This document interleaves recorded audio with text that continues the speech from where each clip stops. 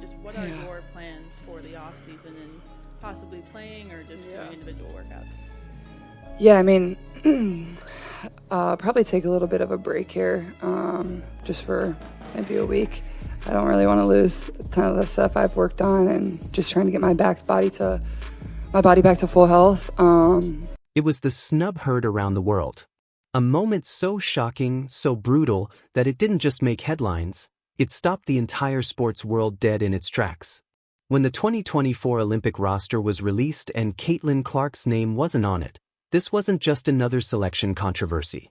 This was a cultural earthquake that shook the very foundation of women's basketball.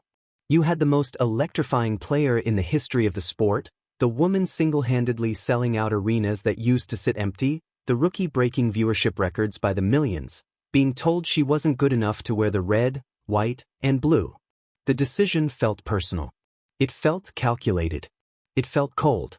And while the media was screaming about fairness and experience, they missed the most uncomfortable detail of all, the one thing that turns this story from a sports drama into a full-blown psychological thriller. This wasn't some faceless algorithm that left her off the team. It was a committee of real people, a small group of gatekeepers who held the keys to the kingdom. And sitting right in the middle of that decision-making process was Stephanie White, the woman who would later become Caitlin Clark's head coach. Let that sink in for a second. The very person who helped block Clark's Olympic dream is now the one controlling her career, her minutes, her shots, her entire professional trajectory. Imagine walking into work tomorrow and your new boss is the person who publicly decided you weren't elite enough for the biggest stage in your profession. This isn't just a coaching change. This is a high-stakes power struggle wrapped in professional courtesy. And the question everyone's asking is simple but loaded. Is this a fresh start, or is it the beginning of a locker room civil war? To understand the depth of this tension, we have to rewind to that moment when the Olympic roster news dropped and the basketball world collectively lost its mind. The expectation was sky-high. Clark wasn't just having a good rookie season, she was doing things that 10-year veterans had never accomplished in their entire careers. She was the engine of the entire WNBA economy, bringing eyeballs to the sport from people who had never watched a single minute of basketball before. So when the Team USA roster leaked and her name wasn't on it, the justification had to be bulletproof, right? The committee, including Stephanie White, cited what they called basketball reasons. They talked about seniority. They talked about defensive liabilities. They talked about FIBA's style of play, which is notoriously physical and supposedly too rough for a rookie. But here's the problem with that explanation. It doesn't hold up under even the slightest scrutiny.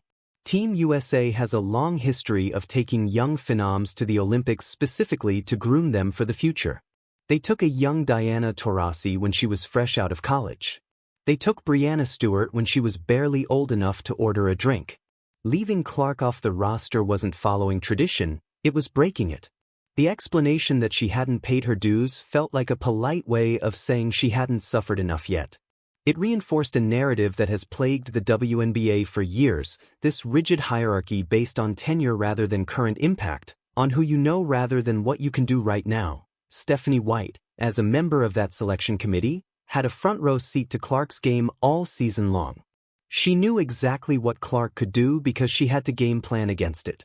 By signing off on that roster, she was essentially agreeing with the idea that the greatest shooter we've ever seen in women's basketball didn't bring enough value to help Team USA win.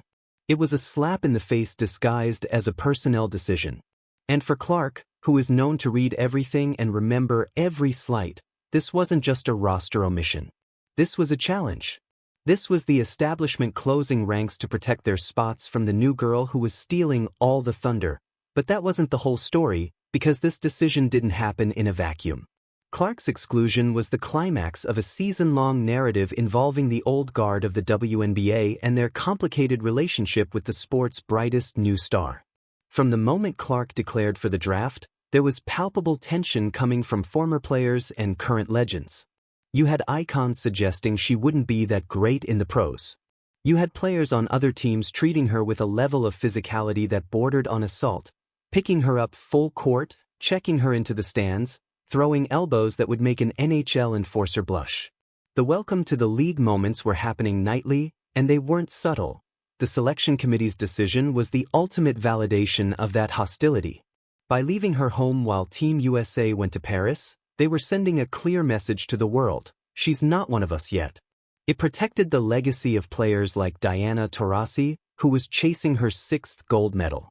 Now, nobody in their right mind denies Taurasi's greatness. The woman is a living legend. But was she a better player right now, in that moment, than Caitlin Clark? The stats said no. The eye test said no. But the politics said yes. And that's what this really came down to: politics. Stephanie White operates within that political machine. As a former WNBA player and a longtime coach, she understands the unwritten rules of the league better than almost anyone. Her role in the snub suggests she values that hierarchy, that she believes in the wait-your-turn mentality that has defined the WNBA's culture for decades. This creates a fundamental philosophical clash with Clark, who disrupted that hierarchy simply by existing. Clark didn't wait her turn to become the face of the league. She took it. She demanded it with her performance. And the people in charge, including her new coach, apparently didn't like that one bit. What makes this even darker is the silence that followed the decision. When the outrage hit social media and sports talk shows across the country, the committee members didn't exactly step up to explain the nuance. They hid behind generic press releases and vague statements about team chemistry. There were whispers of chemistry concerns, which is polite code for saying the veterans didn't want the media circus that comes with Caitlin Clark. They didn't want every practice session to be about the rookie. They didn't want the bus rides swarmed by fans who only cared about getting a glimpse of number 22. If this is true, it implies that Stephanie White and her colleagues on that committee made a decision based on comfort rather than competition. They sacrificed the potential of expanding the game globally, which Clark undoubtedly would have done, just to keep the locker room quiet for the veterans. It was a safe choice. A conservative choice. And quite frankly, a cowardly choice. Imagine being Caitlin Clark, knowing that you were left behind not because you couldn't shoot or because you weren't good enough defensively, but because your fame was inconvenient for the older players who were used to being the center of attention. And now, in the most twisted turn of events imaginable, the woman who prioritized the comfort of those veterans over Clark's undeniable talent is the one holding the clipboard in Indiana's huddle.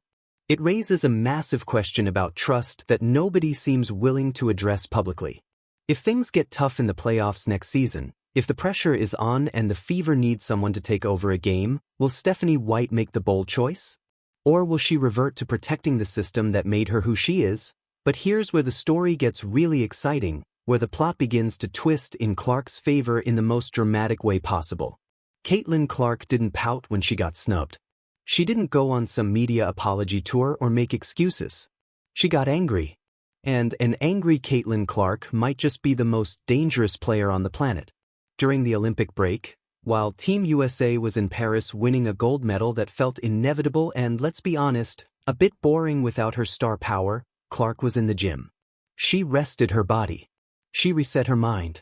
And she reloaded her arsenal. When the WNBA season resumed after the Olympic break, we saw a different animal. The post-Olympic snub version of Caitlin Clark was faster, sharper, and infinitely more aggressive. She started breaking records almost daily. The rookie assist record? Gone.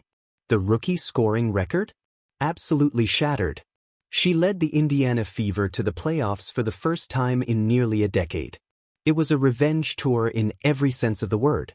Every three-pointer she launched from the logo felt like she was staring directly at that selection committee, proving them wrong with every swish of the net. This period proved beyond any doubt that the committee was objectively wrong. They claimed she couldn't handle the physicality of international play, yet she was torching the best defenses in the WNBA night after night. They claimed she needed more experience, yet she was outplaying Olympians who had been in the league for a decade.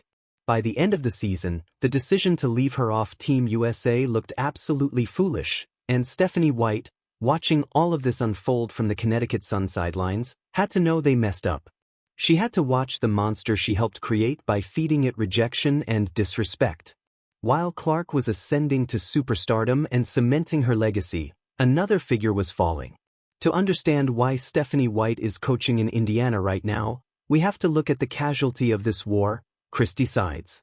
The Fever's former coach was put in an impossible position. She was handed a roster that wasn't ready for the spotlight and told to win immediately with the most scrutinized rookie in basketball history. She took the bullets for the team's slow start, and even as the team improved dramatically, there was a disconnect you could see with your own eyes.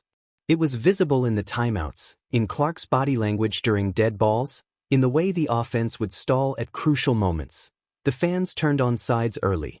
They felt she was holding Clark back, calling plays that didn't utilize her generational range and failing to protect her from the headhunting tactics of opposing players. The front office kept her on through the season, but despite making the playoffs, the organization decided that good wasn't good enough. They realized they had a once-in-a-generation talent on their hands, and they needed a coach who matched that pedigree. Firing a coach after a playoff season is incredibly rare in professional sports. It signals that the Indiana Fever are all in on maximizing Caitlin Clark's prime right now. They're not interested in slow, steady growth. They want a championship. And ironically, when they looked at the market, they decided the best person for the job was the one person with the most complicated baggage regarding their superstar.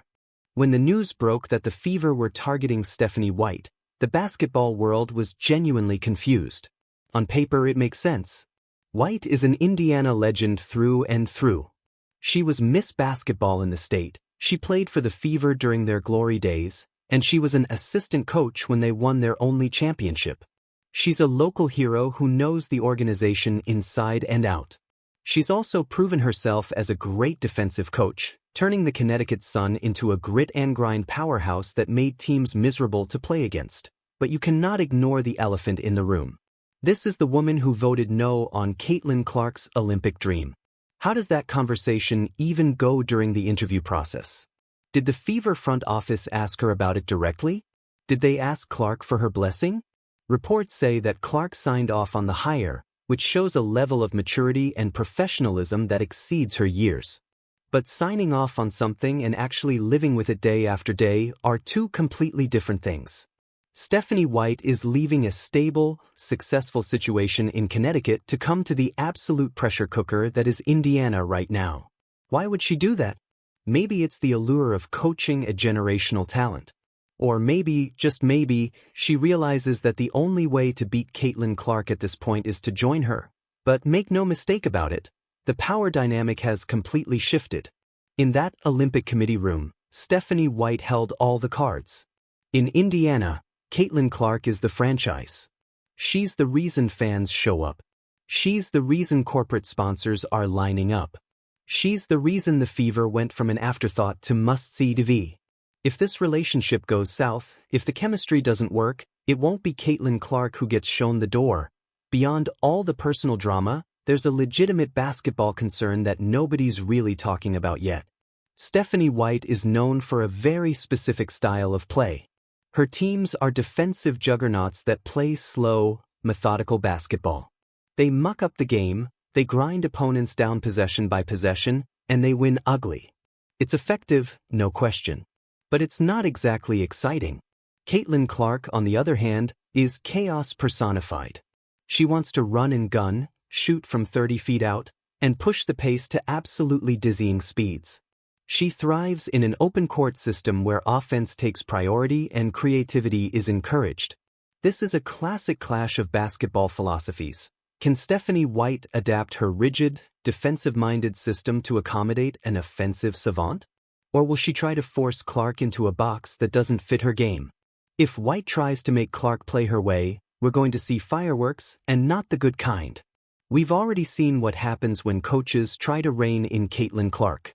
She gets frustrated, the offense stalls, and the fans absolutely revolt. White has to be smart enough to realize that you don't buy a Ferrari and then drive it like a tractor. But coaches are stubborn creatures with massive egos. And White is coming off a successful run in Connecticut where her system worked beautifully. The temptation to say my way or the highway is going to be incredibly strong, that there's a fascinating psychological layer to all of this that makes it even more compelling. By hiring Stephanie White, the Indiana Fever have essentially forced Caitlin Clark to work directly with her biggest critic. It's a bold management strategy that could either be genius or completely backfire. On one hand, it eliminates the us against the world narrative that Clark used to fuel her incredible revenge tour last season, because now the world is literally in her locker room. But this could also be an absolute masterstroke if handled correctly. Think about it. Stephanie White knows exactly why she left Clark off that Olympic team. She knows the specific weaknesses that were identified in those committee meetings. Who better to fix those weaknesses than the person who used them as justification to say no in the first place? If White approaches this relationship with genuine humility, if she can look Clark in the eye and say, "I didn't pick you for the Olympics, and here's exactly what we need to work on together so that never happens again," this could become one of the most powerful partnerships in women's basketball. However, if there's even a hint of ego involved, if White tries to big league Clark or constantly remind her who the coach is, this entire thing will implode spectacularly. Clark is the face of the league now. She has all the leverage. White has to navigate this absolute minefield carefully, because one wrong comment in a press conference, one questionable benching during a crucial playoff moment, and the media will drag up the Olympic snub all over again. Looking ahead, the stakes get even higher. The next Olympics are in Los Angeles in 2028, and it's going to be the biggest stage in the history of women's sports. Caitlin Clark will be squarely in her prime, and Stephanie White, as one of the most prominent coaches in the league, will likely still be deeply involved in the USA basketball pipeline. This relationship they're building right now in Indiana is essentially a 4-year audition for the future of Team USA. If they can win together in the WNBA, if they can put their differences aside and hang a championship banner in Indianapolis, it heals the wound from 2024.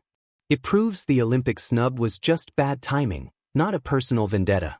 But if they fail, if this partnership crashes and burns, it validates every conspiracy theory.